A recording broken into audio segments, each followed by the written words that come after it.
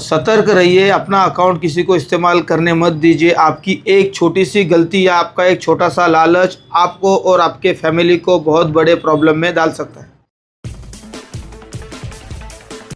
नमस्कार, मैं प्रियंका बनिया और आप देख रहे हैं प्रथम न्याय। दोस्तों, फिलहाल हम जो है नया नगर पुलिस थाना में जो है मौजूद है। और दोस्तों, आपको बता दूं, मीरा भाईंदर और मीरा रोड में जो है साइबर स्कैमर्स के जो केसेस है आए दिन बढ़ते ही जा रहे हैं। और इस साइबर स्कैमर्स में जो है सबसे ज्यादा जो है युवा पीढ़ी जो है वो शामिल दिखती आ रही है। दोस्तों, आपको बता दूं, ये जो साइबर स्कैमर्स है वो युवाओं के जो है अकाउंट नंबर्स लेकर जो है उनके अकाउंट में जो है पैसा ट्रांसफर कर देते हैं और अलग तरीके से जो है वो पैसा निकाल लेते हैं। परंतु जो है युवाओं के अकाउंट में पैसा जमा हुआ है ऐसा दिखने के बाद जो है उन युवाओं को जो है साइबर स्कैमर के नाम पे जो है गिरफ्तार कर लिया जाता है। कहीं ना कहीं जो है हमारी जो ये युवा पीढ़ी है ये इसमें जो है फंसती जा रही है। इसमें जो है युवाओं को ये ध्यान देना चाहिए कि जो अपने अकाउंट नंबर है उसको जो है प्राइवेट रखना चाहिए, उसे जो है हर किसी को नहीं बताना चाहिए। कहीं ना कहीं जो है अपनी जो बैंक के जो खाते हैं उनकी जो जानकारी है कहीं ना कहीं जो है गुपित रखनी चाहिए। इसके ऊपर जो है नया नगर पुलिस थाना के एपीआई सोहेल पठान जी ने जो है प्रेस से जो है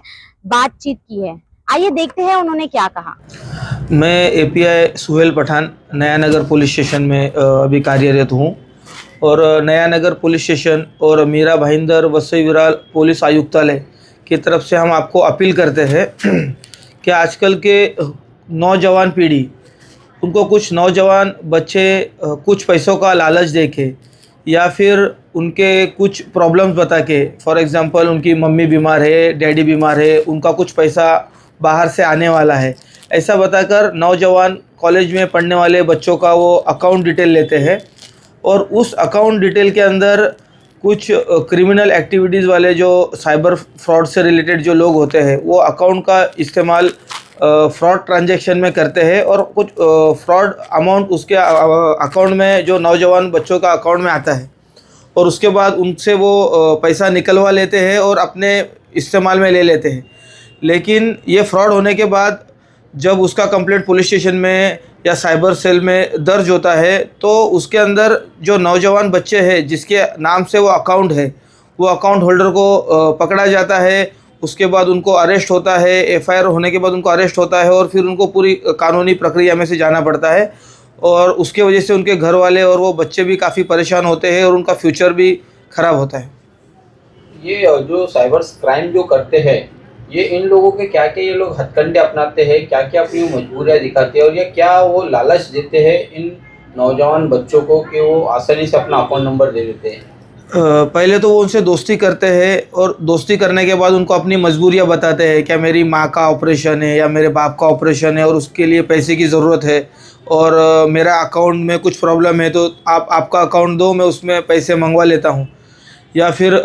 मैं आपके अकाउंट में समथिंग कुछ अमाउंट मंगाता हूँ और उसमें से कुछ परसेंटेज मैं आपको दूंगा। इस तरीके से लालच दे के इस तरीके से वो लोगों को नौजवान बच्चों को फंसाते हैं।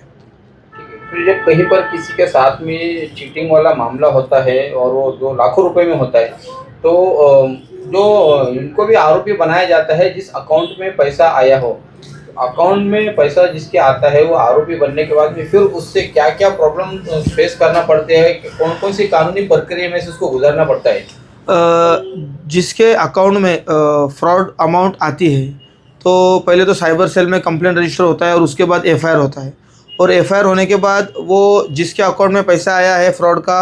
वो उसमें एक्यूज़ करके उसका नाम ऐड होता है और एक बार उसका एक्यूज़ करके नाम ऐड होने के बाद वो लाइफ टाइम उसका नाम क्रिमिनल में रहता है और फिर उसके बाद एफआईआर के बाद चार्जशीट होता है, केस चलता है सालों साल, वो और उसकी पूरी फैमिली उसमें सफ़र होती है और उसके अकाउंट में जितना पैसा आता है उसको आज नहीं तो कल वो पूरा पैसा कोर्ट के अंदर उसको वापस भरना ही होता है। यानी आज आप पैसे निकाल के किसी को दे रहे और उसका कुछ परसेंट मिल रहा है, लेकिन आपको कल जो आपका फ्रॉड अमाउंट जो आपके अकाउंट में आया है वो आज नहीं तो कल आपको रिकवरी 100% देना ही है। और इसमें फिर क्या सज़ा का क्या प्रावधान है? ये तो अभी जो बीएनएस के हिसाब से अलग अलग सेक्शन है, मिनिमम 420 भी अगर सेक्शन है तो उसके अंदर 7 साल की सज़ा है और प्लस जो पैसे का फ्रॉड हुआ है वो पैसे भी उसको पूरा रिटर्न करना होता है। एक आखिरी सवाल का जवाब दीजिएगा कि ये कौन कौन से इलाके से पुलिस आकर इन पर कार्रवाई करती है या कहाँ कहाँ पर ये साइबर्स जो बैठे हैं जो स्कैम करने वाले, तो ये पूरे देश भर में कहाँ कहाँ से पुलिस यहाँ पर आकर यहाँ के कुछ आपने मामला देखे होंगे कि यहाँ के कुछ बच्चों को लेके गई है, उस बारे में थोड़ा जानकारी दीजिए। साइबर फ्रॉड तो ऑल ओवर इंडिया में बहुत से जगह पर होते हैं। उसके लिए अलग अलग हमारे जो साइबर सेल है उसके ऊपर वो वर्कआउट भी शुरू है और कार्रवाई भी होती है, और वो उस सिलसिले में ऑल ओवर इंडिया से अलग अलग राज्यों से पुलिस आती है और यहाँ से नौजवान बच्चों को अरेस्ट भी किया गया है। अभी कुछ दिनों पहले ही विक्रोली या मुंबई साइबर से यहाँ के कुछ नौजवान यानी 19-20 साल के लड़कों को अरेस्ट करके उनके ऊपर अभी वो आज के तारीख में जेल कस्टडी में है। तो कहीं से भी ये साइबर स्कैमर्स अपना जो है वो मकसद में कामयाब होते हैं और इसे मासूम या नौजवान बच्चों को